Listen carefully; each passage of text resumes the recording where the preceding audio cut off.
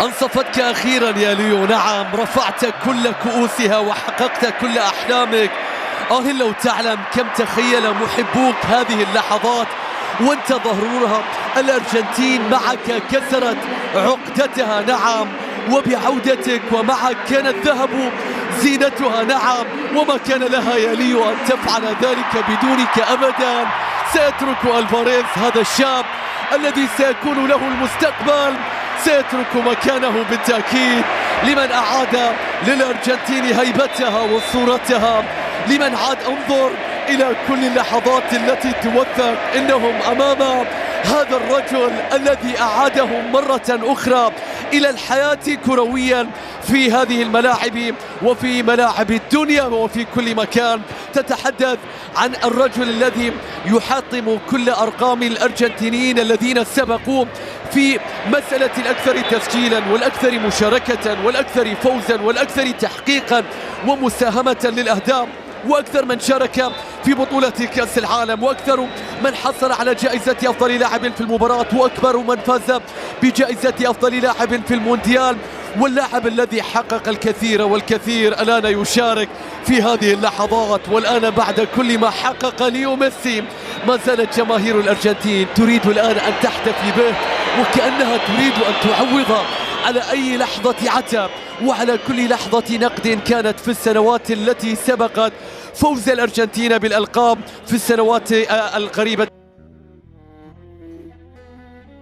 ميسي الكبير لا زال يلمع، لا زال يتألق، لا زال يبدع، لا زال يبهر، لا زال ميسي، لا زال يضرب الأمثال، لا زال يضرب الشباك، لا زال يغزو الخصوم، لا زال يمتعنا، لا زال كبيرا فوق العادة، لا زال قائدا، لا زال ممتعا، لا زال كبيرا، ولن يتكرر، ولن يعود لاعب بمثل ما قام به ميسي على مدار سنوات طويلة.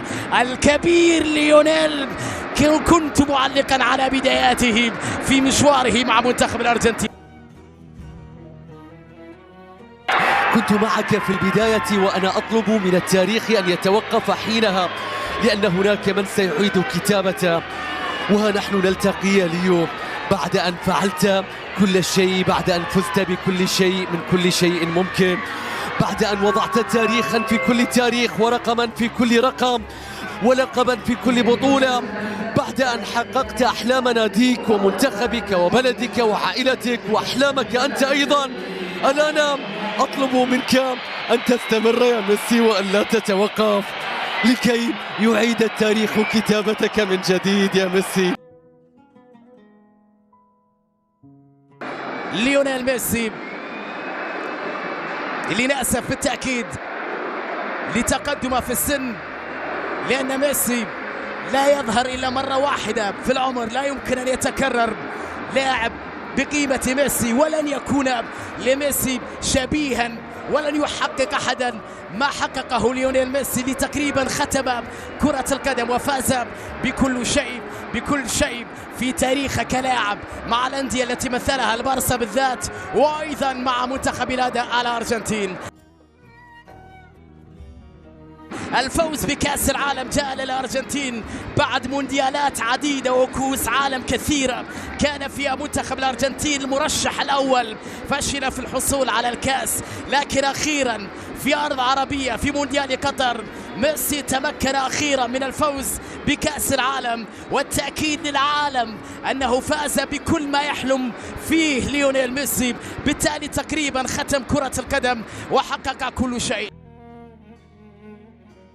هذا الرجل الذي يبحث بالتأكيد في هذه اللحظات عن أرقام مهمة جدا يضيفها إلى قائمة أرقامه التاريخية. ساهم في 1042 هدف، 819 هدف سجلها، 361 هدف صنعها. يا للأرقام التي قدمها في كرة القدم. اللاعب الأكثر تتويجا في العالم، اللاعب الذي حصل على 7 كرات ذهبية وينتظر الثامنة في منافسة كبيرة جدا مع هالاند. فرنانديز، إنزو يحاول في هذه الأثناء على اليسار، نيكولاس ميسي يا ولد، يا ليو يا ليو يا ليو يا ليو يا ليو، الله الله يا ميسي، هدف للمنتخب الأرجنتيني، ولا أروع ولا أروع. نأسف لتقدمه في السن يا جماعة. ميسي هدف ولا أروع في هذه الأثناء. من أين لنا بميسي آخر في هذا العالم؟ من أين لنا بأسطورة أخرى مثل ميسي في هذا العالم؟ من أين لنا بمن يرسم الفرحة على وجوه المشجعين؟ الأهداف الرائعة والأرقام الكبيرة. الكورة كانت في البدايات من معلم من جانب ليونيل. الآن هذا الرجل الذي يتصدر المشهد، هذا الرجل الذي يتصدر الصورة، هذا الرجل الذي يتصدر العناوين، الذي يستقر في القلوب، هذا الرجل يستعد للدخول أمام أصوات وحناجر جماهير الكرة الأرجنتينية في المونيمنتال. تمريرة خطيرة لمصلحة نيكولاس المنتخب الأرجنتيني. بايني الفاريز وميسي الثاني يا ولد. الله الله، روعة يا ميسي الثاني بروعة كبيرة. لا زال يمتع ميسي. الله على الضربة القوية، بدالك انه لسه 25 سنة 26 سنة 27 سنة في البدايات، ولسه باقي له 10 سنوات، ولسه عنده بطولات وبطولات وبطولات، ويريد تسجيل كثيرة من الأهداف. لا زال جائع، لا زال ميسي يريد ضرب الكثير من الأرقام. ثم بعد ذلك جاء وقت ميسي ليتجاوز بالأرقام والنجاحات. دييغو، الأمر اللي يجعل البعض يتكلم على أنه أكبر وأفضل لاعب في التاريخ، والبعض لا زال يرى دييغو مارادونا، والبعض يرى أيضا بيليه. لكن عند ميسي كل شيء يجعل يستحق أن يكون أفضل في العالم على مستوى النجاحات والأرقام والبطولات وأشياء كثيرة. وبطل العالم وأفضل لاعبيها ليونيل بالرقم 10. ميسي اللي ينتظر بعد أيام قليلة ربما الكرة الذهبية الثامنة في تاريخه، وهو رقم قياسي للأسطورة الأرجنتيني. ولوتارو مارتينيز والنظرات التي تسبق. ميسي بيلعب لكرة، الله يا للقائم الذي وقف أمام لحظة تاريخية. ليونيل ميسي ولا أروع. لا زالت في الملعب، لا زالت على الخط، لا زال مرعبهم، لا زال ممتعهم، لا زال يرسم السحر على أرضية العشب، ينثر سحر على الملعب. هذا ليونيل ميسي بروعة كبيرة في اللقطة الماضية.